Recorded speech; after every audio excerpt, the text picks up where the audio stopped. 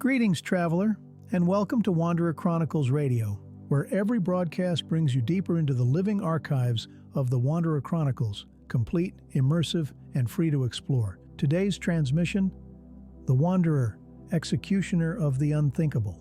Part 1, The First Eradication. It answered the beacon. That was the first mistake. The signal had been sent across the void, a call to the architects, to those who had once shaped the balance of the cosmos. But not all who listened were meant to hear it. Not all who responded should exist. The ship that arrived was wrong. The Wanderer knew it before it was seen, before it was measured, before any of the crew could react. It did not belong, not in this reality, not in any. Its form flickered, impossibly shifting between configurations that broke the mind's ability to process them. It was a wound upon the fabric of space, a discordant scream made manifest.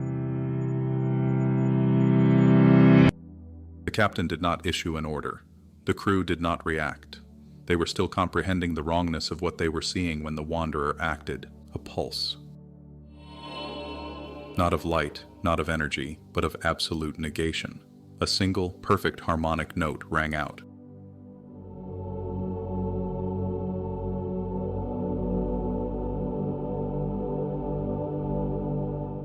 A tone that should not exist within this universe. It did not strike the ship, it unwrote it. One moment, the vessel was there. The next, it had never been. The crew gasped. But the keeper did not. It spoke with no inflection, no hesitation. It should not exist. Amina's hands were clenched into fists, her breath unsteady. We didn't even try to communicate. The keeper turned its luminous gaze toward her. There was nothing to communicate with. What you saw was not a ship, not life, not a thing. It was a contamination. It was the first. It will not be the last. The Wanderer was already moving. The beacon's reawakening had sent a signal beyond space, beyond time, and something had heard it. Now it was coming. The executioner awakes. The Wanderer drifted into the void, but it was no longer a simple traveler. It had made a choice. It had eradicated something that defied existence itself, and it knew that others would follow. Where are we going? Amina asked, her voice quieter now, not afraid, not yet, but uncertain. The keeper did not blink, it did not falter. It simply said, Hunting. Part 2, The Unclean Echoes. The silence was worse than the act itself. The crew of the Wanderer stood in uneasy stillness, staring at the space where the ship had been, where it had never been. The erasure was perfect. No debris, no radiation, no residual energy signature. The very fabric of reality had been rewoven to exclude whatever nightmare had answered the beacon's call, but the Wanderer did not stop. It was already in motion, a predator chasing a scent that no one else could perceive. The first was gone, but the keeper had made it clear there would be more traces of the unthinkable. The Wanderer followed the resonance, an anomaly in the cosmic background radiation, a distortion in the natural harmonics of space itself. The further it traveled, the more it sensed them. The others, echoes of the first horror hidden within seemingly ordinary ships, stations, even entire planets. It was not an invasion, not in the way wars were fought. There was no fleet, no banners, no declaration of hostility. There was only corruption, civilizations unaware that they were wrong, planets oblivious to the infection pulsing within them. How do you know which ones are wrong? Amina asked, her voice tight with unease. The keeper turned toward her. Their existence breaks the symmetry of the universe. They do not resonate with the cosmic song. They do not belong. They are part of a world that was never meant to be. The first target was a station orbiting a dying red star. It had been there for centuries, its inhabitants long adapted to the dim glow of their failing sun. The crew expected to find people, trade ships, outposts, teetering on the edge of survival. But as the Wanderer approached, the truth became undeniable. The station was empty, no voices, no movement, no life, and yet something was there. The closer they got, the more the Wanderer resisted. The very space around the station warped, pulling at the ship in unnatural ways. The Keeper spoke only one word. Contaminated. A pulse, a pure note of harmonic cleansing.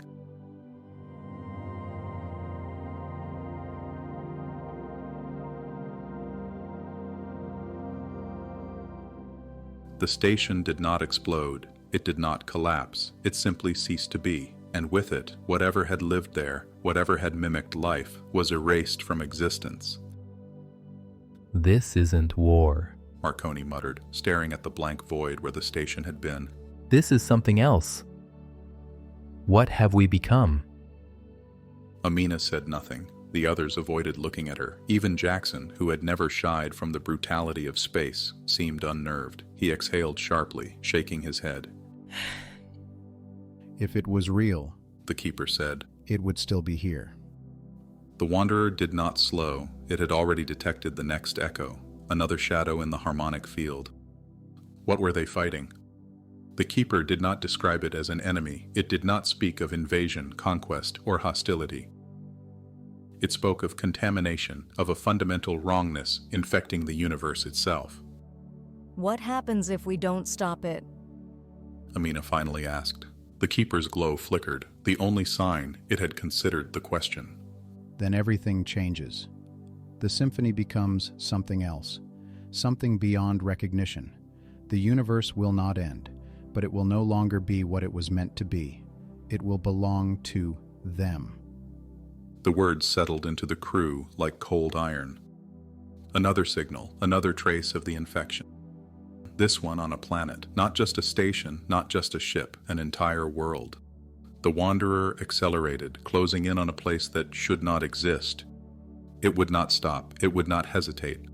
The horror had spread too far, and if this was only the beginning, then what waited at the end? Part 3. The Mother of Horror. The Wanderer moved with purpose. It had cleansed the echoes, erased the corruption, burned the discord from the cosmic harmony. And yet the dissonance did not fade. It only grew louder. A pattern revealed itself, an inevitable pull toward the source. The echoes had never been scattered remnants of something destroyed. They had been extensions of something greater. Every ship, every station, every corrupted planet was a fragment, a piece of something waiting to be whole again. The Mother of Horror had always been here. The womb of the unspeakable. The final coordinates led to a world that had no name. No record of it existed in any archive. No ship had ever mapped its surface.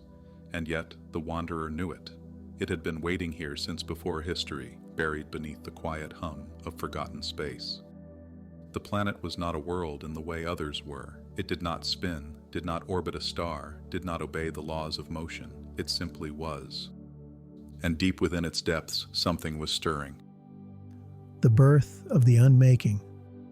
The Wanderer detected no life signs, no movement, no cities or civilizations, and yet, the planet was alive, not in the way of biological things, but in the way of an open wound, festering beneath the fabric of reality.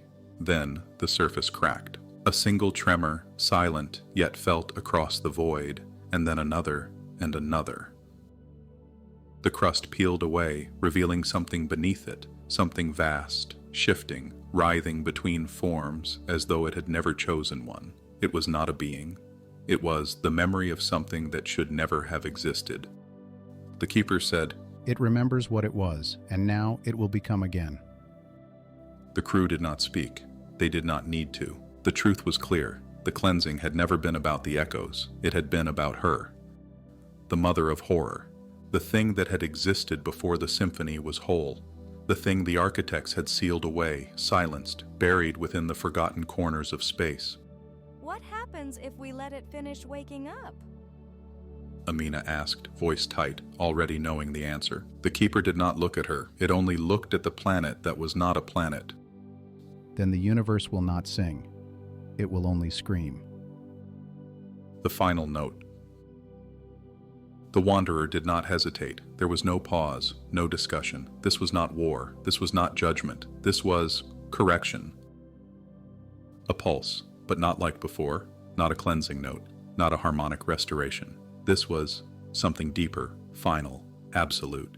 The moment it was struck, the thing inside the planet howled. It had no voice, and yet its scream rippled across the stars, felt in the marrow of reality itself. It was a wail of recognition, of something that had existed before laws, before form, before order. And as it dissolved, it did not beg, it did not fight, it only wept. The universe breathes again. The planet was gone, not destroyed, not shattered into debris, simply gone. The memory of it erased, the wound it had left behind healed. For a long time, the wanderer did not move. It listened, it searched, but the echoes were gone. The harmony was restored. It's over? Marconi asked, though he did not sound certain. The keeper's glow dimmed. For now. The silence that follows. As the wanderer turned away, the universe felt different, cleaner, lighter, empty. And in the stillness, the keeper pondered the question it had never spoken aloud. Was she truly the last? End of transmission. This has been a presentation from the Keeper's Archive of Impossible Places. Thanks for listening. Upcoming next, another fascinating story from the Keeper's living logs. Stay tuned.